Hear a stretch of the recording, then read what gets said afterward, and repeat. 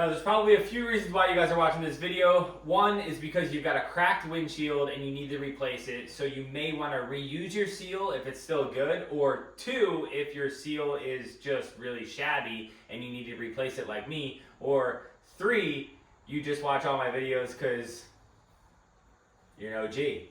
And if you are 1, 2, or 3, I really appreciate it, and hopefully this video helps you guys out.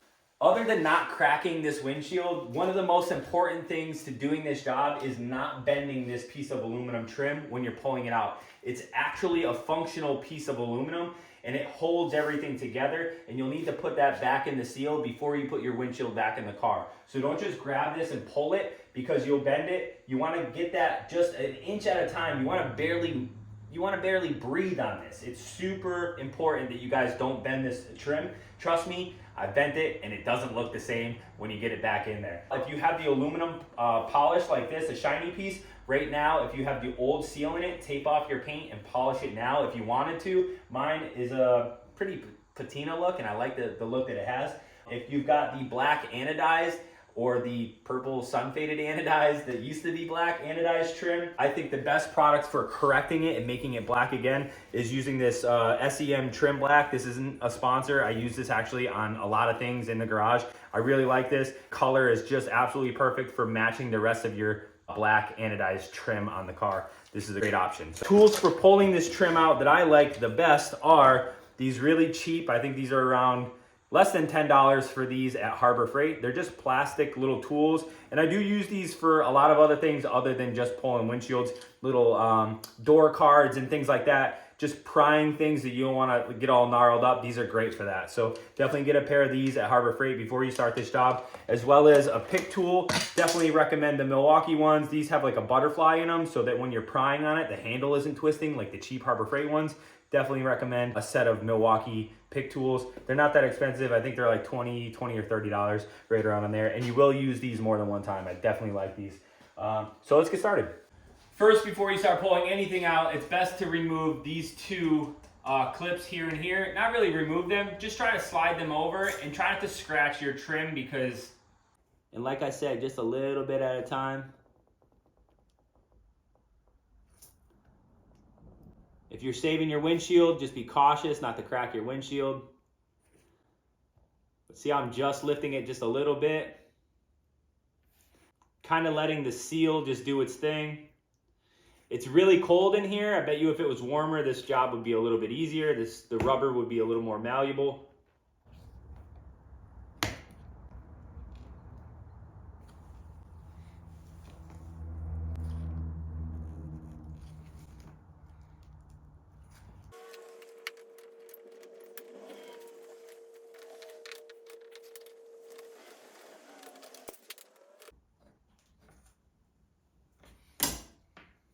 Now guys, you saw how I pulled out as lightly as possible, 1 inch at a time, but you can see how this is still super bent.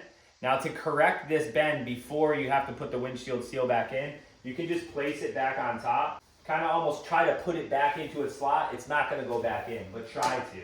And you'll be able to get that form back. So just kind of bend it back down, massage it back into place, get this corner back in there. It's probably the best way to do it is right now.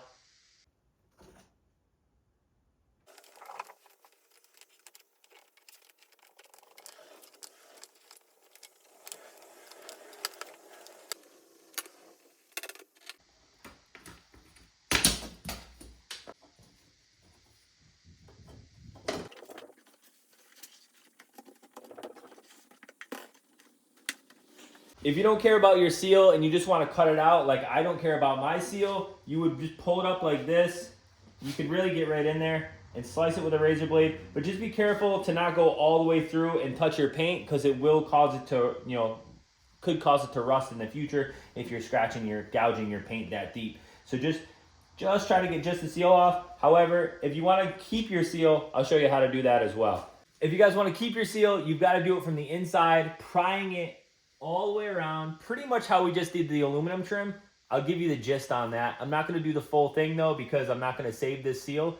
But if you were to do the keeping the seal, you've got to go pretty much all the way down to here, do the entire windshield until you can't touch it anymore. Because if you try to pry it and it's here, you're gonna be prying on that glass and it could crack. And you don't want to crack the glass if you want to keep your windshield. So as you can see, we've only gone from here about a foot and then down just a little bit here. And looking on the outside, it's already wanting to come out. So it probably only took me 3 minutes to do just this corner. It'll probably take you 15 minutes to do the whole thing. It's really simple. Maybe I'll do the whole thing for you.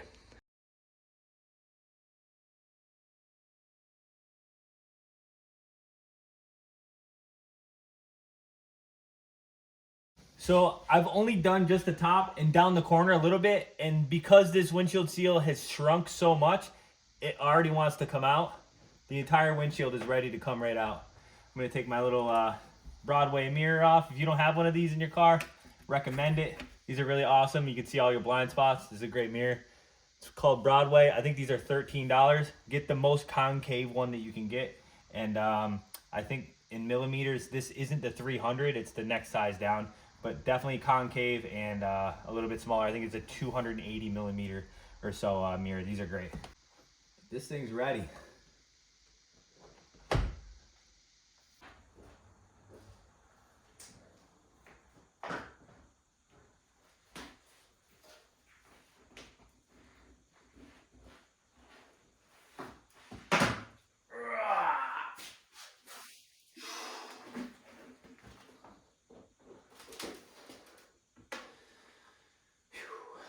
Cool. Guys, I thought this was rust, but it's actually glue from the headliner. Got really lucky. This is as good as you would want any car, a brand new car or a 1970 911. This looks absolutely perfect. I'm really happy with how this looks. I'm gonna be able to just put the seal back in and keep it pushing. But before I do any of that, I wanna just really clean this, get some quick detailer in there, really wipe it down nice. You wanna get all the dirt and debris and anything like that out of this little spot because the water does tend to sit in these areas and these cars are prone to rust in these corners. Luckily for me, it looks perfect. All I'll have to do is just give it a quick wipe down. Gonna have to pull your mirror off because you're gonna have to flip this over. So 1970, got a little flathead in here.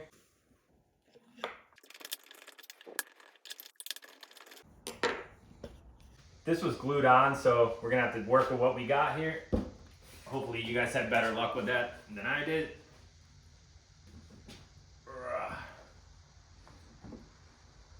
Again, just being cautious not to break this windshield.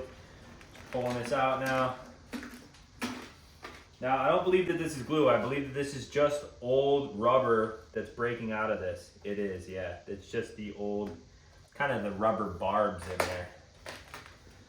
Yeah, listen how crispy this thing is, jeez.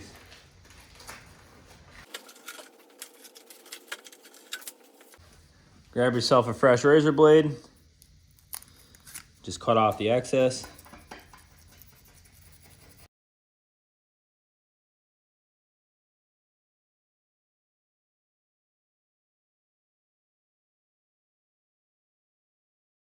Guys, this might seem harsh, but if you did not buy a genuine Porsche seal, stop what you're doing and go buy one. Return the one that you bought, whether you saved $50 or $100 or however much, it is not going to come out right. It might go in, but the corners are going to be really wrinkly. Trust me, I know. I actually bought a non-genuine Porsche seal for the front of my red 911 when I was doing that, and the corners were so ripply and bad that I had to return it and get a genuine one. Bite the bullet, spend the extra money. It's not that much more money. I learned from a couple of old timers that the genuine Porsche seal is the only way to go with this. So save yourself the headache and just buy the proper seal, even though it costs a bit more than the others. Now, some of them are gonna have good reviews, but some of them, people just don't know what a good seal is. This is what comes with the car. This is what you should put in the car. Some seals, some rubber you can get away with, but any of the window seals, trust me, I know, you gotta buy the Porsche one. Really soft. This is the part number for the Porsche seal, 911-541-22504. And that is the correct seal for an early 911 Targa or Coupe. This seal has the groove for the aluminum on it. So some of the other seals, the aftermarket ones, are not even going to have that groove, so you won't even be able to put your seal back in. And now that you've done this job, or looked it up at least, next time you go to a meet and you see a 911, check their seals. You'll be able to tell whether they are a 911 seal or I mean a factory Porsche seal or not, just by looking at those corner edges. You can really tell. And you will be prolonging the life of your car with a proper seal because it's not going to leak into those corners. So kind of lay it out and just figure out where it needs to go. Corner to corner. And then there's going to be the top seam here. You'll see that there's where they glue the two together. That'll probably be on the top. So just try to focus that right for the center here.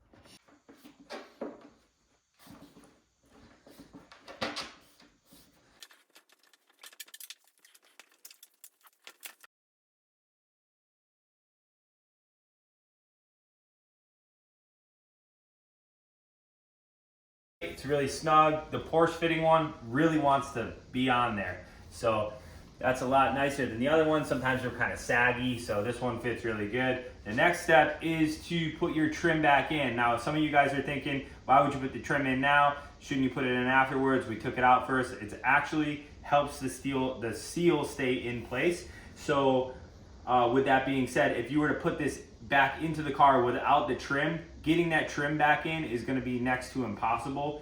Ask me how I know. So the next step is to put the trim in. So let's do it.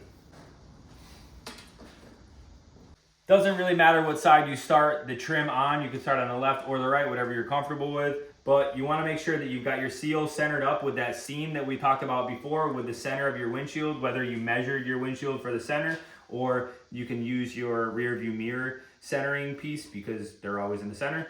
And you want to line your trim up with the center of the rubber here so that everything lines up nice and perfect. And then you're going to want to massage that piece back in. So push down on it and you can kind of almost pull on the rubber, and the aluminum trim has almost like a fish hook on it that goes all the way around.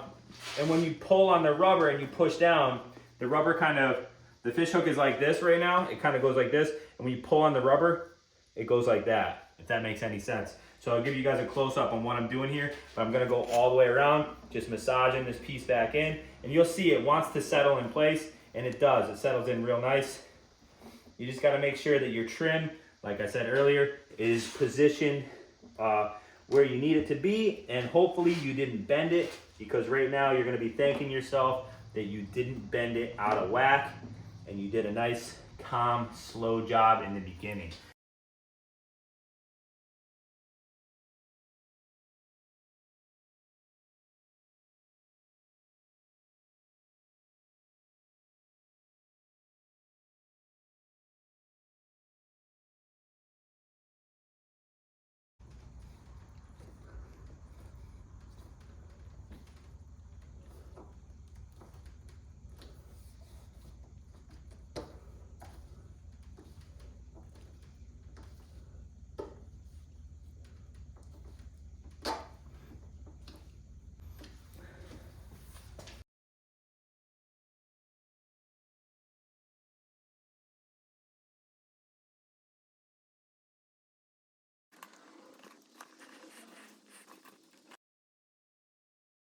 Guys, we're getting really close to putting it back in. The next thing you're gonna need is actually two things. The first thing is you're gonna wanna get somebody that doesn't wanna help you put this windshield in because they don't wanna break it. My suggestion would be your girlfriend. Somebody that's delicate, somebody that's cautious, somebody that really doesn't wanna break it. That's who you want to help you. If you get a buddy that's over there and he's just trying to push it in there to get out the door, it's gonna break, trust me. I've had buddies help me. I've been the guy that didn't wanna be there that broke the windshield. So get somebody that doesn't want to help you because they don't want to break it.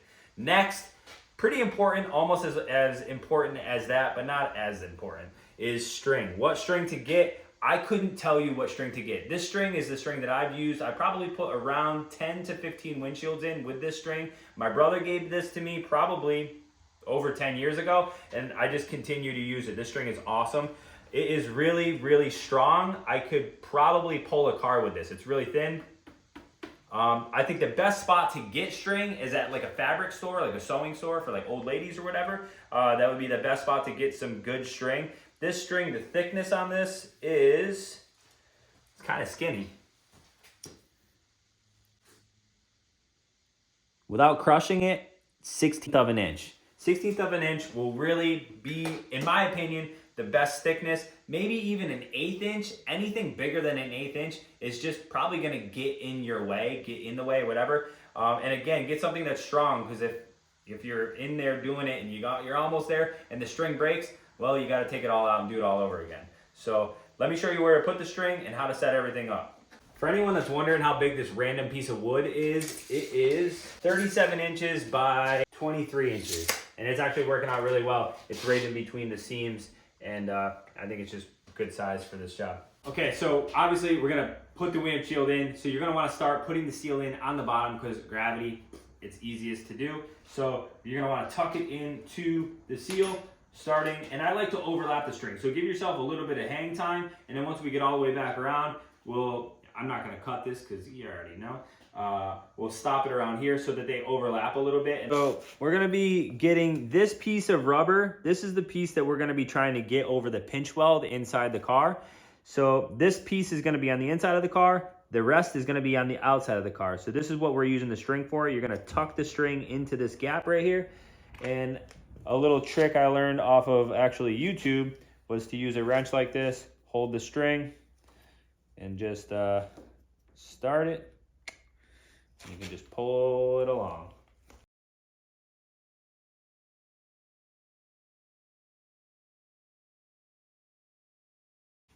Just check right in there. See how it's all the way down. Looks good. One thing that's a key tip is to actually measure the center of your windshield, so you know where to put the center of those trim pieces, so that it's easier to put the windshield in. Because if it's over an inch, it actually is gonna set in one side really easy, whereas the other side isn't gonna set in. So put down a piece of painter's tape and give yourself a little mark. In between these two windshield wipers on this car in particular is about 14 inches. So I measured 7, and that's the center of this entire windshield. And that is about center. Just let the windshield just rest in there. You want to kind of get this like outer lip, this right here. You want that to kind of almost start to flex out when you're setting it in. Just like that. You can feel it start to kind of sink in. Just massage it around a little bit, just to get it to kind of seat in there to get you started. Your sides are going to be off a lot when you first start. Little bit of gappage on the side. Now this is not a one-person job. If you don't have somebody to help you, don't put your windshield in. You need somebody to help you. We're gonna just wait for Jen. I hear her music in the car right now. Hi, babe.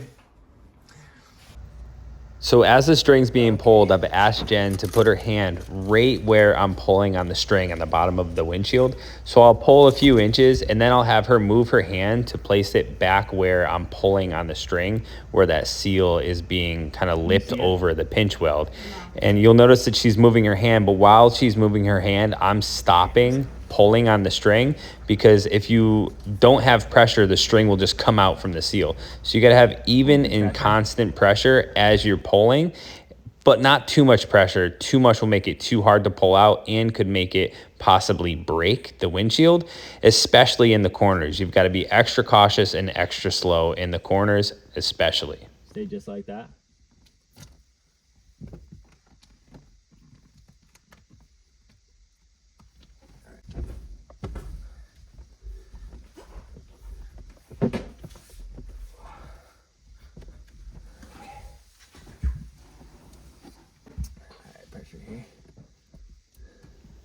Notice that I stopped pulling on the string after I asked Jen to go to the other side, so as to not pull the string out while there's no pressure on the outside of the windshield. I'll have you jump to the other side.